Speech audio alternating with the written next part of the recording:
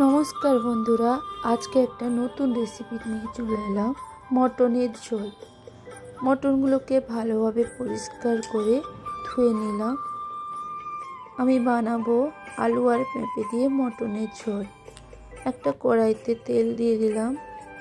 আগে থেকে কেটে রাখা আলু আর পেঁপে ওই তেলে দিয়ে দিলাম।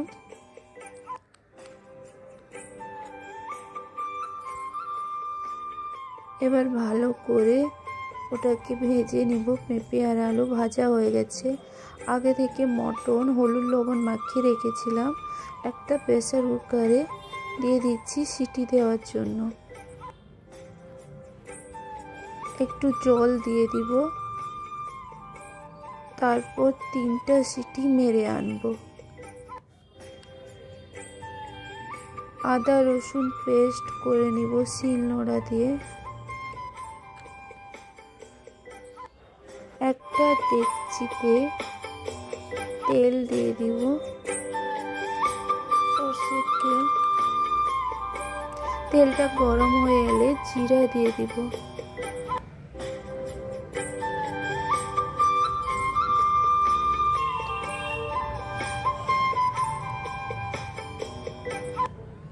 জিরেটা ভাজা হয়ে এসছে। এবার আমি চিনি দিয়ে দেব।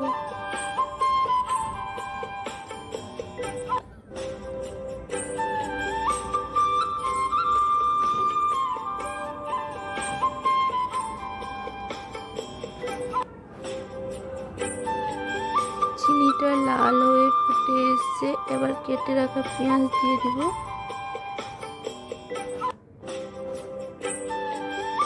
বন্ধুরা, যারা আমার ভিডিওটি নতুন দেখছো, প্লিজ আমার চ্যানেলে গিয়ে লাইক এন্ড সাবস্ক্রাইব করে দিও। প্লিজ ভিডিওটা স্কিপ না করে পুরো ভিডিওটা দেখো সবাই।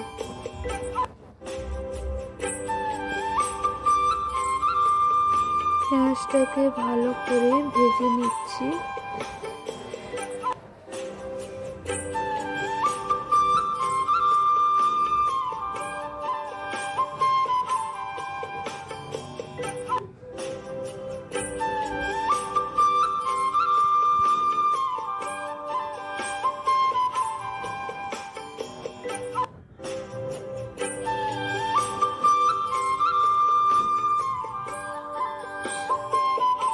পেঁয়াজটা ভাজা হয়ে গেছে। এবার আদা রসুন দিয়ে দিব। ভালো করে আদা রসুনটা পেঁয়াজের সঙ্গে কষিয়ে নেব। দেখো বন্ধুরা, আমি কষিয়ে নিচ্ছি। তো কষানো হয়ে গেছে। এবার কেটে রাখা টমেটো দিয়ে দিলাম। টমেটোটাকে ভালো করে গলিয়ে নেব। দেখো কষিয়ে নিচ্ছি ভালো করে, যাতে তাড়াতাড়ি টমেটোটা পুরো গলে যায়।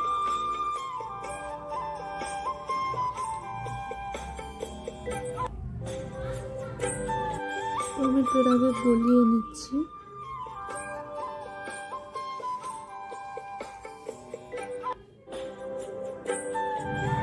এরপর কেটে রাখা কাঁচা লঙ্কা দিয়ে দিচ্ছি।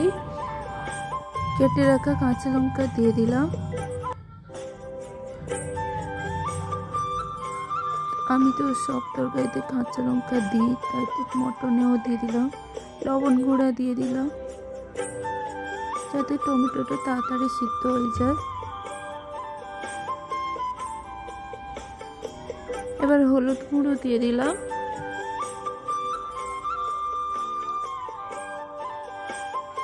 হলুদ গুঁড়ো দিয়ে দিলাম।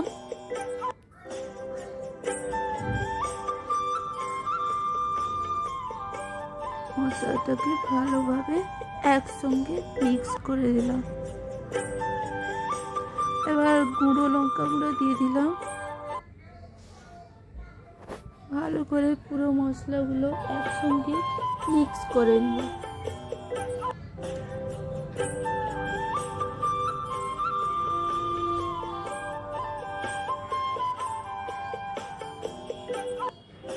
দেখো মশলাটা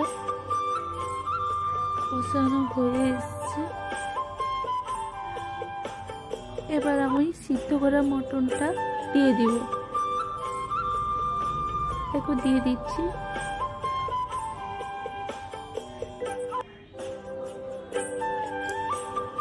এবার মশলার সঙ্গে মটনগুলোকে ভালোভাবে কষিয়ে নেব।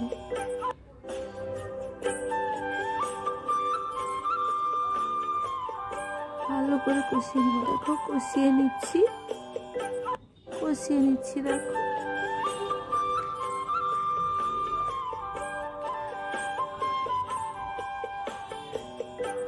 এরপর আলু দিয়ে দিলাম, ভেজে রাখা আলুগুলো দিয়ে দিলাম।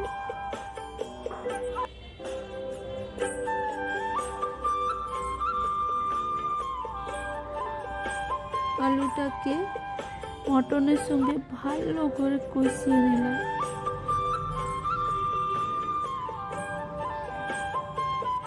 ঘরোয়া পদ্ধতিতে একবার বানিয়ে দেখো, খুব সুন্দর হবে বন্ধুরা, টেস্টি মটনের ঝোল আলু পেঁপে দিয়ে।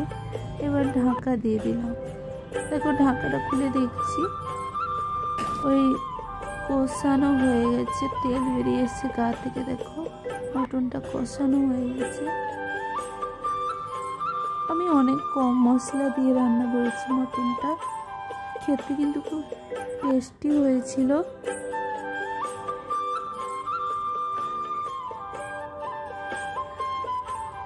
দেখো কত সুন্দর কালার এসছে মটনেরটা, দারুণ না কালারটা।